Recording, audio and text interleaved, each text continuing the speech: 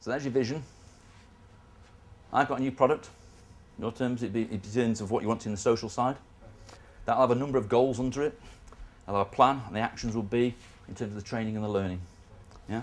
If that's a product, again, it dropped down to those elements, what's in there. So you can literally break it down to that. It's quite clear. And this is their GVA. That is what they're looking for. That's going to give them their return. So if you can give them that, and that's in terms of business link, mass, or anybody, because that's what they're buying into. They're buying into this bit. They're not bothered about me too, what everybody does. That is what they're buying into, because that's what's going to give them the GVA. Yeah, that service, that distinction. What makes me different? What made it Dyson? What made it the iPod? What made it whatever? You can actually break it all down, can't you, into terms of what different people give you. If you can give them that, they'll buy into it. Grant for Business Investment is the largest pot we have in this region, operated by AWM. They look for capital investment projects that are going to give this region sustainability. It's going to give them growth in terms of the jobs, in terms of profitability, in terms of production improvement, in terms of the uniqueness, certainly on the innovation side. So if you find somebody that wants to say, let me think, company down in Hockley, I want to go into building products. My first question is going to be, who are you going to compete with? Nobody. Brilliant. Who on the wider region? Well, it's X, Y, and Z. Will they lose jobs? Yes or no is the answer to that. If they say yes, then you're going to have to look at the impact, because again, it will rule you out. So you may be able to meet all those criteria. If you can't then get round the job side of it, which hopefully the innovation bit will, then you're barred from the grant. So you may have the wonderful innovation.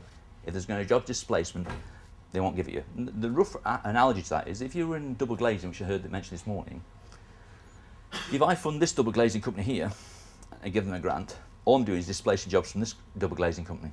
So they won't fund the two. There's no net gain to the UK economy. So that's why that criteria is in there.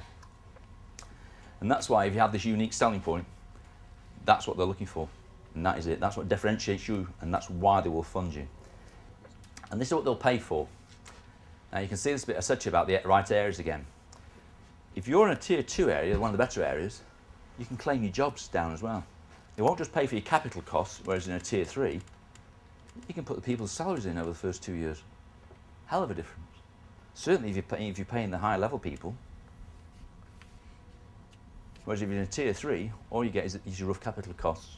So you've got a problem with what they will or won't pay for. The micro grant, only aimed at small companies, up to 10 employees, or 9 I should say, just less than 10. 12 months duration, minimum cost of you £5,000.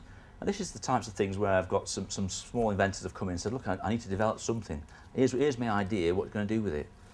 Well, the beauty about this grant over any other consultancy grants is it pays you, pays your overheads, pays your consultant, pays material costs, it'll pay for patenting costs, licensing, what else is in there? What else is in there?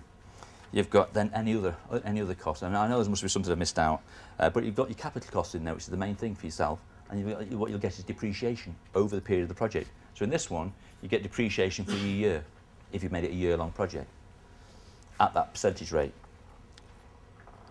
Research projects, the problem with this one is where most companies fall, I want the research project because I want the £100,000 grant. You always seem to forget is that it can't come out with a product. All you're doing is proving the concept. So if I take my analogy of my ground source heating system, I could apply for a research project to prove that system principle would work. I would not have a product at that moment in time. What I would have is research principle that needs to be developed. So if you've got that, then this is what I was saying to you. A bench-top model is the key word. If you do something that starts the process, in theory, that bars you from the grant. However, there are some words you can use. And you said, look, I've done this desktop research, and I've made a bench-top model. That's key, because if you say I've started it, you say, well, you barred yourself from the grant then, you're no longer eligible, you're out. So, bench-top model, remember that word. This is probably the main one. Most people probably go in for this, and they'll pick this up by what you say. I did a dewatering plant last year, and a chap sort of said, well, I've done something on the research, I've got this level. Ah, well, you want to go up to a product, do you? Yeah, that'll be fine. Oh, you're not doing research, you're doing development. So already he's just lost 20% of his grant. But so you can say it, but again, if it's there going to be commercially exploitable at the end of the product, then it is a development. They have increased this at the moment if you're the right size company. Normally it was 35%. At the moment they've increased it to 40%, which is quite nice. Low technical risk, or lower technical risk, with a high level of exploitation as well. If you have a clear route to market and you can say, here's my companies, here's why they're going to buy it, and that's it. But in your case, you'll put the cost down of your machine and the capital costs on all your subcontract costs. And if you take it as a 3-year project, you're going to get your depreciation. Now your depreciation may be 25% over that period of time. Or you may break it down to components and put it down to subcontract costs, which means you get the whole grant all to yourself. And that's the difference. And that, when you say, where's it R&D, they'll rule you out if there's a clear route to market. If there's a clear route to market and what comes out of the research can go to market, they'll take you down to the lower fund rather than paying you for the research. If you can think of, this is my research, this is all the tests I need to do, this is what I need to do to prove the concept. Let me think, I'll give you an analogy. Pile driving has been around since the Roman times. The chap said, if I can prove my end loading pressure and get feedback from the end of the pile to my driver, then I can make myself a better driver because it will drive the pile more efficiently. To do that, he had to change the valving system on the pile driver. That was a research project because it came out to a proof of concept. It didn't come out to a product. He then went on to a development project. I think in the end, I've got something like £400,000 of research grants and development grants for him because of the way we structured the process. So if you actually structure the process correctly, then there's a significant amount of money to be had. So, here's what you need for a successful grant, and that is virtually all the things that you've heard from this morning.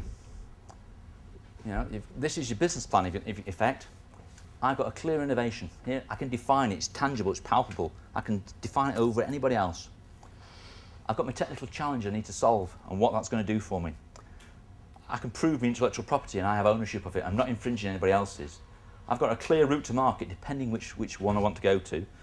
If it was research, this is the potential market type of thing, and I can present that in a coherent manner. My management and my background is technically competent in the area I'm trying to do work with, or I'm buying expertise to help me solve that. And that could be in terms of a university, which changes the project slightly into a technology transfer, but it can also prove what additionality means. I can prove that I need the money. If I have the money, here's what I can do with it. So that gives you a flavour of some of the types of things. And thank you for listening. Any questions?